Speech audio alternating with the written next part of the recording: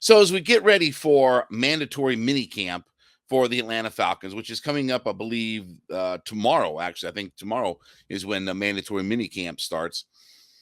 You know, there are, as because this again we'll get to mandatory minis, and then we'll have some time off in the summer, right? And that's the place that coaches fear the most, right? That time off during the summertime when right before when you get mandatory minis in and then you go ahead to training camp.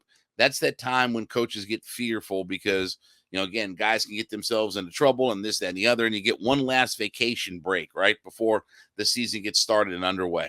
Because as we get to July, we're in training camp, then we go into preseason and then regular season. So it cranks up and it starts now. So with mandatory minis coming up here pretty quickly for the Atlanta Falcons, what positional battles, am I looking at? So obviously the first position battle is that left guard spot. And I think right now Matthew Bergeron is the leader in the clubhouse. I think that right now that they want Bergeron to assume that job and take that mantle and claim that job as his own. Now, obviously, there are things that have to be worked out with Bergeron, right? He's never played guard before, okay? The last time we experimented with a guy who had never played guard and only played tackle, that did not go very well a couple of years ago. The Jalen Mayfield, debacle. But Mayfield is a guy who is working out with some of the tackles and things like that. So I don't think Jalen Mayfield is necessarily in the mix. I think that this is Bergeron. I think it's Matt Hennessy. Maybe it's another in-house candidate or two that probably really doesn't, have as much of a chance. Again, they didn't sign Elijah Wilkinson, as some backup depth and this, that, and the other. And I thought Wilkinson played well last year. But I think they look at Bergeron, and I think Matt Hennessy is probably number 2 on that list. That's your leaders in the clubhouse. So that positional battle is going to be fascinating because that's going to be an important piece on this offensive line. You saw a couple of years ago when they couldn't get left guard right and they couldn't get center right, that you had 2 bad offensive linemen that were standing side by side with one another. And it was a disaster. And I'm not talking about that, well, guys played well down the stretch and all that. No, it was a disaster. You had the worst interior offensive line in the entirety of the NFL. Your quarterback got bullied for it. He got beat up and bullied for it. So you can't have that. And especially when the offensive line is such a strength for this team. That when this offensive line plays the way it's capable of, they're a top 5 offensive line with Jake and Lindstrom and McGarry. So that combination of Dahlman, potentially Bergeron, is going to be key as to how those guys work together. And Bergeron obviously is a guy who had one practice at the Senior Bowl that he played guard at. Otherwise, he's been a tackle his entire career at Syracuse. He's never played there before. So how he adapts, how quickly he catches on to that position. And you can just say, well, it's just one spot over. This, okay, it's different at the NFL level. Again, I always say this about when we talk about playing other positions and stuff like that. This is not beer league softball. This is not you and your buddies on a Saturday afternoon, where you got your buddy that plays first base in game 1, and then he plays left field in game 2 of a doubleheader, and then you go eat beer and chicken wings afterward and all celebrate. This isn't beer league softball. This is a more complex situation. And you saw that Jalen Mayfield was a guy who did not adapt well to playing left guard.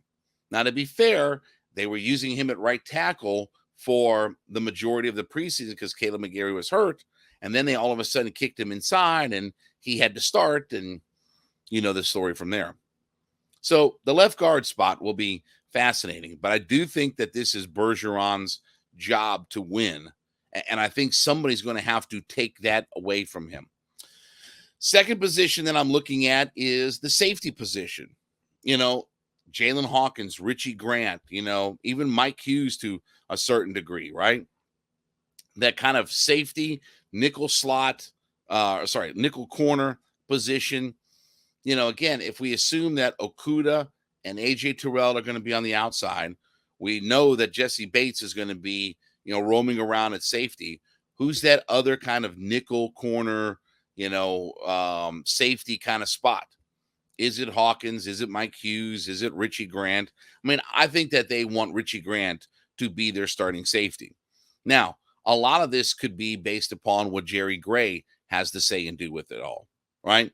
Because again, I've said the low-key best hire for the Atlanta Falcons has been bringing Jerry Gray in, who coached in Seattle in 2010. He coached up he coached Cam Chancellor, Earl Thomas when they were rookies. I think those guys played pretty well. He's one of the best defensive backs coaches in the NFL. He's a very smart mind. He's been a DC. He's going to help out Ryan Nielsen. He's been named the assistant head coach. So obviously he's going to work with Arthur Smith, but he's a great football mind. And if he can coach up Grant, Hawkins, Mike Hughes, again, we've got something. Again, Bates, Okudah, AJ Terrell, if he can coach those guys up, we might have something. But that's the other position that I'm really interested in looking at, because how that kind of shakes and flux itself out. Like, what is Jalen Hawkins' role going to be this year? I thought Hawkins has done some nice things over the last couple of years, but is he going to get kind of lost in the mix? They obviously added in Mike Hughes. So that safety, nickel corner type spot, that's going to be interesting to see, because I do think it's going to be AJ and Okudah that are going to stand on the outside. After that, I mean, I think that just as far as how these guys are used, not necessarily who's starting and things like that. And we won't know this until we get into probably the first 4 weeks of the regular season, just how the defensive rotation is going to look with the linebackers in front four. That how is that rotation going to look? Again, our defensive line, outside linebackers, inside linebackers, like how does that combination all fit together and work together? And who's going to have the majority of snaps and all this kind of stuff?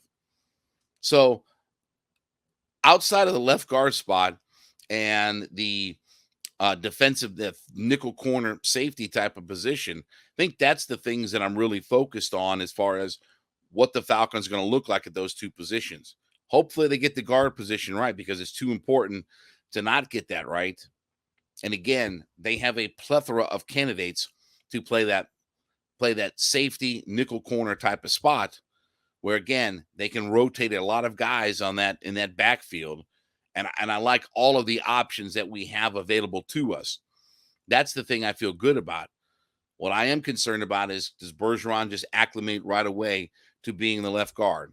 Because if we don't get that spot right, I can't live through another year of Hennessy and Mayfield with Dahlman and Bergeron. I'm not going to be able to live with all of that.